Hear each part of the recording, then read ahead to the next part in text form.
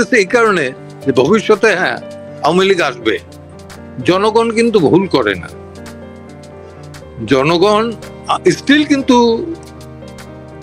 বঙ্গবন্ধুর প্রতি বা আওয়ামী লীগের প্রতি আনুগত্যতা, জনগণের ভালোবাসা এটা আছে, একদম স্টিল আছে, এটা সত্যি।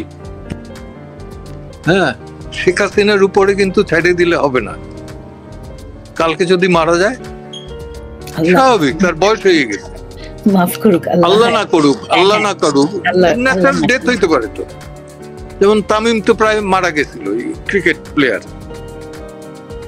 22 মিনিট তারে বুকে চাপ দেওয়ার পরে সে সেন্সে আসছে, এবং সেই আওয়ামী লীগের আমলের হসপিটালেই তাকে ইয়ে করা হয়েছে, যদিও তামিম বেইমানি করেছে বড় মাপের। এনিওয়েজ এটা বাদ দিলাম, ন্যাচারালি তো হইতে পারে। Then will be the leader. Next লিডারশিপটা কি? বঙ্গবন্ধুর বেলা কিন্তু একটা সেট আপ ছিল। 5 আগস্টে যে অভ্যুত্থানটি হলো, যেমনটি হওয়ার কথা ছিল, তারপরে এসে আপনার প্রতিক্রিয়া কি? 5ই আগস্ট পর্যন্ত তো আমি কোটা বিরোধী আন্দোলন হিসেবে জানতাম। 5ই আগস্টের পর এরা টার্ন করলো অন্যদিকে, রাইট উইং এ, যে কারণে তাদের কাছ থেকে আমি নিজেকে বিচ্ছিন্ন করলাম। এবং আমার কাছে যেটা মনে হয়েছে যে এখানে রাষ্ট্রের একটা অঙ্গ বা প্রতিষ্ঠান তারা জামাতকে ইনভাইট করে এখানে, অথচ আইনগতভাবে জামাত কিন্তু নিষিদ্ধ। এই দায়িত্ব তো শুধু শিবিরে দিলে হবে না। আমরা দেখেছি যে যারা মুক্তিযুদ্ধের বিরোধিতা করছে তারা গত 16 বছরে ফুলে পেঁপে তাল গাছ না, কলা গাছও না, তাল গাছ হয়ে গেছে। এই দায়িত্ব তো অন্য কেউ নেবে না, এটা আওয়ামী লীগকেই বহন করতে হবে, ছাত্রলীগকেই বহন করতে হবে। যে ছাত্রলীগ আমি করতাম সেই ছাত্রলীগ না, ক্ষমতা নাই। আর একটা বিষয় দেখেন আপনি, আওয়ামী লীগের শেখ হাসিনা পরে দ্বিতীয় নেতৃত্ব কে? নাই, উনি এটা সৃষ্টি করেন নাই। তৃতীয় নেতৃত্বে কারা? সেই জায়গাটা নাই। ছাত্রলীগের অবস্থা কি? নাই, ই থেকে বের হয়ে আসছে। আর একটা হলো যে এখনো এখানে প্রো পাকিস্তানি কিছু এলিমেন্ট আছে যাদের সুযোগ সুবিধা আমরাই দিয়ে দিচ্ছি। আমরা না বলবো যে ক্ষমতাসীন যে আওয়ামী লীগ 16 বছরে ছিল, ধরেন 14 সালে যদি 8 সালের পরে তো 14 সালের নির্বাচন, সেটা যদি ফেয়ারলি হইত, বিএনপির করতে দিত বা অন্যান্য বিরোধী দলের করতে দিত, ধরে নিলাম ফর তর্কের খাতিরে আওয়ামী লীগ হারিয়ে গেছে, এই তো বড় জোর খারাপ হইতে পারতো, এই যে আওয়ামী লীগ হারিয়ে গেছে। কিন্তু হারিয়ে গেলে কি হইতো? বিরোধী দলের বসতে পারতো, তো পরের বার আবার 5 বছর পরে আসতে পারত। এই যে ডেমোক্রেটিক প্র্যাকটিস, এটারই কিন্তু ধুলায় ধুলিস্যাৎ করে দিচ্ছে। এবং যে কারণে অনেক আগের বিষয়, 18 গেল, 24 গেল, তখনও তো একটা ফেয়ার ইলেকশন দিতে পারতো, তাও তো করেন। এক্স্যাক্টলি হ্যাঁ।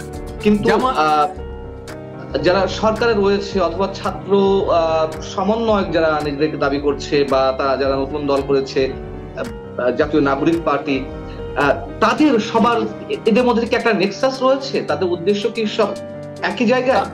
আমি বলি, তাদের কিন্তু প্রতিনিয়ত দেখবেন যে ফিলোসফিক্যাল কনসেপ্ট বা পলিটিক্যাল কনসেপ্টের জায়গা থেকে শিফট করতেছে ডে টু ডে। এক সময় বলছে যে 71 না 24, পরবর্তী বলেছে না 71 বাদ দিয়ে 24 না 71 এবং তারপর 24। আবার রিসেন্টলি দেখলাম যে বললো যে না বঙ্গবন্ধুর ছবি থাকবে, তারা বল নাই। তো এখন এইখানে তো আমরা জানি যে এই যে নতুন পার্টিটা হইল, সেইখানে মৌলবাদী শক্তি একটা আছে, এতে কোনো সন্দেহ নেই। এখন তাদের ওই মৌলবাদ কি বা ধর্ম সম্পর্কে কতটুকু আইডিয়া আছে, এটা আপনি একটা ভিডিও দেখলে পরে পাবেন যে নামাজে দাঁড়িয়ে তারা ডান হাতের উপরে বা হাত রাখছে। নামাজে গিয়ে যখন হাত বাঁধতে হয় তখন বা হাতের উপরে ডান হাত রাখতে হয়। আমি দেখি না কাউকে ওইখানে, কেন যেন এরা ওই ছবি করে দেখাইছে এই করতেছে, নামাজে কিভাবে দাঁড়াইছে। আমি নাম বললাম না, আমি বুঝে, আমি এদের চিনি, ব্যক্তিগতভাবে চিনি, যে নামাজ টামাজ যারা পড়ে, ছাত্রদের কথা আমি বলতেছি। আমি বলতেছি উপদেষ্টাদের, উপদেষ্টা সচিব, এদের মধ্যে ভুল হইতেই পারে, কিন্তু ইন্টেনশনালি হওয়াটা কিন্তু খারাপ। এদেরই চাইছে মেলাইন করা, বঙ্গবন্ধুকে মেলাইন করা। আওয়ামী লীগকে করুক, একটা পলিটিক্যাল পার্টি তো ফেরেশতাদের দল না। অ্যাডভোকেট জেদাই খান পান্না, আপনার কাছে আমি একটা সেন্সিটিভ প্রশ্ন করি, সেটা হচ্ছে যে আপনি তো অবশ্যই মুক্তিযুদ্ধের সপক্ষে মানুষ, আনডাউটেডলি, এটা তো নিয়ে আর কোনো কথা নেই। কিন্তু কথা হচ্ছে যে আওয়ামী লীগ রেজিমের বিরুদ্ধেও অনেকের মতো আপনিও অতিষ্ঠ হয়ে উঠেছিলেন একসময়। আওয়ামী সরকারের পতনের জন্য আপনি রাজপথেও ভূমিকা রেখেছেন, বা যেই আচরণ করছিল সরকার শেষ পর্যায়ে এসে, আপনার কি মনে হয় যে সেটি করে বা রাজপথে থেকে আপনি ভুল করেছেন? না। আচ্ছা, না, আমার সঙ্গী সাথীরা ভুল পথে গেছে, সবাই গেছে তা বলবো না, তা বলবো না। যেমন আমি বলবো যে ধরেন আমার প্রেমিসেস অর্থাৎ লয়ার্স কমিউনিটিতে যে মেসেজটা গেছে, তারা আমাকে ভুল বোঝে না। আপনার কি মনে হয় যে এখানে যারা এটি নেতৃত্বে ছিলেন বা ছিল, তারা প্রতারণা করেছে মানুষের সঙ্গে? যে বাংলাদেশ গড়ার কথা ছিল, সেই বাংলাদেশ না গড়ে তারা অন্যদিকে ডাইভার্ট হয়ে অন্য কিছু করার চেষ্টা করছে? কিছুটা তো বটেই, তা না হলে পরে ডক্টর ইউনূস ক্লিনটন ফাউন্ডেশনে কিভাবে বোঝায় যে মেটিকুলাসলি? উনি তো নিজেই বলছেন, আমাদের তো হিসাব করতে হয় না। এবং আপনি নিজে বলেন যে 5 তারিখে এদের মুক্ত হওয়ার আগ পর্যন্ত ডিবি হারুনের ওইখান থেকে স্টেটমেন্ট দিল যখন, যে মুভমেন্ট তারা বন্ধ করছে, কোটা বিরোধী মুভমেন্ট, তখন তো অলরেডি হাইকোর্ট থেকে অর্ডারটা আমরা পেয়ে গেছি। এরপর তো মুভমেন্ট কেন বন্ধ হয় নাই আপনার খেয়াল আছে কিনা? যে আমরা এই আদালতে দাঁড়াইয়ে সরাসরি বললাম যে গুলি বন্ধ করো, এই আর অর্ডারটা চাই। এবং এদেরকে ডিবি, আমি বলছি মিডিয়ার সামনে দাঁড়িয়ে, যে ডিবি অফিসে ডিবি হারুন কিভাবে ভাতের টেবিলে বসে এইসব কথাবার্তা বলে, এবং কোর্টে বলছে যে ওনারা কি মস্করা পাইছে নাকি এটা। জি।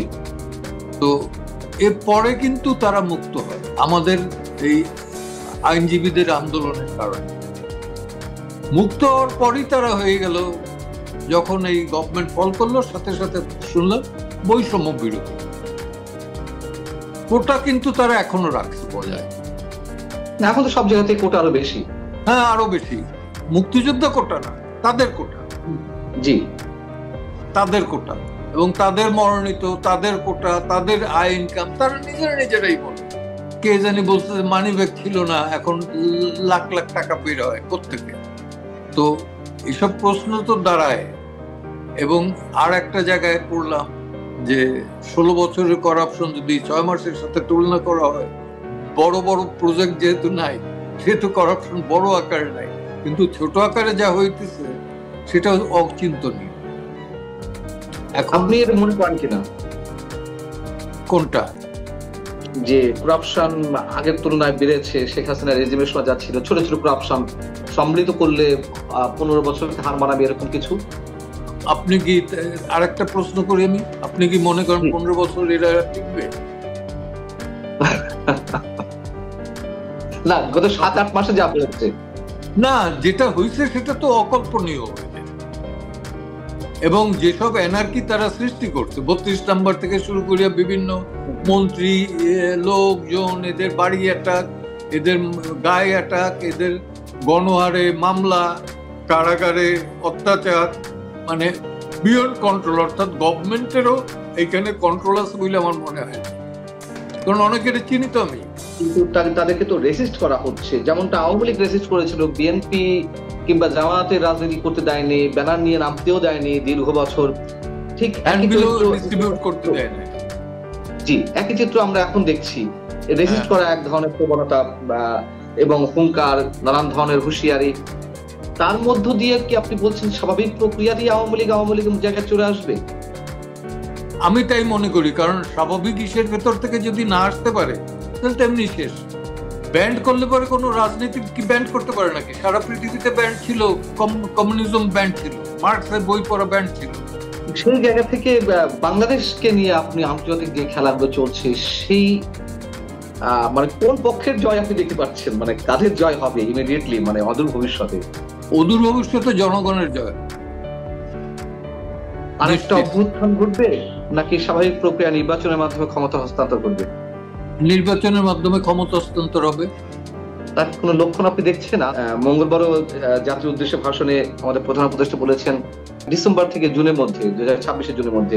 কদিন আগে আবার তিনি বলেছিলেন যে ডিসেম্বর, তার আগে বলেছেন আবার ডিসেম্বর থেকে জুনের মধ্যে। তো তিনি কি তার কথায়, তিনি তার দলটাকে তৈরি করতে পারেন না এখন। সে দলটা হলো এই যে কি এনসিপি, জাতীয় নাগরিক পার্টি, জাতীয় নাগরিক পার্টি, নাগরিক পার্টি। সেই এনসিপি এখনো সেইভাবে তৈরি হয় না। বেসিক্যালি তো উনি এটার হোতা। উনি যদিও দাঁড়াবেন না, আমার বিশ্বাস উনি দাঁড়াবেন না। কিন্তু উনি চান যে এরা আসুক ক্ষমতা। তো সেটা আমার মনে হয় না যে সম্ভবপর। এবং সে নির্বাচন, মানে আপনি আশা করছেন নির্বাচনের মাধ্যমে ক্ষমতা হস্তান্তর ঘটবে, কিন্তু তার আগে কি আরো অনেক ধরনের খেলা আমরা দেখতে পারবো? হ্যাঁ, অনেক ধরনের খেলা। কি একটা খেলা বলি, আওয়ামী লীগের পতন হয় যাতে, এতে তো বিএনপির একটা বিশাল ভূমিকা আছে। 15-16 বছর ধরে তো বিরোধিতা করে আসছে এই বিএনপি, তাই না? তো সে বিএনপি কি নির্বাচন এত তাড়াতাড়ি ছেড়ে দিবে? কোন রকমের নট এট অল, ছাড়বে না। আওয়ামী লীগ যদি ধরেন ব্যান্ড করে দিল, আওয়ামী লীগ যারা করে তারা কি স্বতন্ত্র দাঁড়াইতে পারবে? সেটা ঠেকাবেন কিভাবে? অন্য আর একটা দল নাম নিয়ে তারা নামতে পারবে না? পারবে। এবং এখান তো তারাও আবার বলতেছে যে যারা এই গণহত্যার সাথে জড়িত না তারা আওয়ামী লীগ থেকে দাঁড়াইতে পারবে।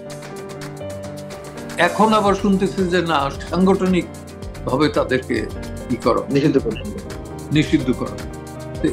তারাও কিন্তু যারা এই দাবিগুলো তুলছেন তারাও যে খুব শক্তভাবে আছেন আমার মনে হয়।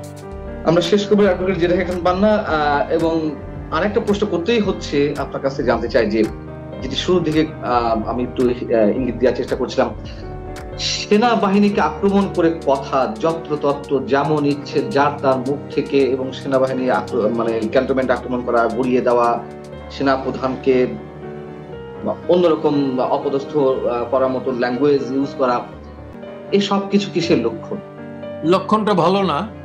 তার অর্থ এই না যে সেনাবাহিনীর গালি দিলে পরে কালকে সেনাবাহিনী এসে আমাকে অ্যাটাক করবে, তা না। তারা একটা ডিসিপ্লিন ফোর্স,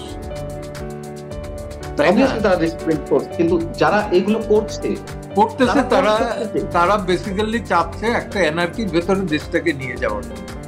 তারা দেশটাকে নিয়ে যাওয়ার জন্য এই ক্যান্টনমেন্ট পুড়িয়ে দেবে, অমুক করবে তমুক করবে, এই আউল ফাউল কথাগুলো বলতেছে, অথবা মার্শাল ল সেইটার জন্য বলতেছে। কিন্তু আমার ধারণা এর কোনোটাই হবে না, কারণ এখানের মানুষ দীর্ঘদিন যাবৎ কিন্তু ভোট দিতে পারে না। এখন একটা ভোটের রাজনীতি চায়, ভোট দেওয়ার অধিকারটা এস্টাবলিশ করতে চায়। এখন পর্যন্ত তারা সেই জায়গাটা আসতে পারে না।